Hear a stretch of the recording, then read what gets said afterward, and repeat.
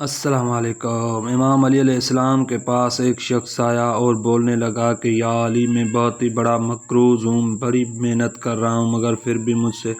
قرض نہیں اتارا جا رہا اور میرے گھر کے حالات بھی بہت ہی خراب ہیں۔ تو یا علی علیہ السلام نے فرمایا، ایک وظیفہ بتا رہا ہوں، وہ پڑھ لینا، تمہاری مشکل دور ہو جائے گی۔ تو مولا علی علیہ السلام نے اس شخص کو بتایا، جیسے ہی سورج کا غروب شروع ہو تو سیدھا ہاتھ اپنے سر پر رکھ کے 7 مرتبہ سورت فاتحہ پڑھو، پھر اپنے ہاتھوں کو آسمان کی طرف بلند کر کے خدا کو ان بندوں کا واسطہ دے کے مانگو کہ یا رب، تجھے اپنے پیارے بندوں کا واسطہ ہے، یا رب تجھے اپنے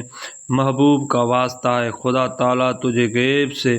دولت عطا فرمائے گا اور رزق اتنا ہوگا کہ تم کبھی نہیں کم کر سکو گے، اور تمہارے ارد گرد 7 فرشتوں کو خدا نازل کر دے گا اور بھیج دے گا جو تمہاری پرورش اور رکشا کریں گے۔ حضرت علی علیہ السلام کا یہ قول سن کر وہ شخص نے جا کر صبح سویرے اٹھ کر خدا کی طرف ہاتھ بلند کر کے یہ دعا مانگی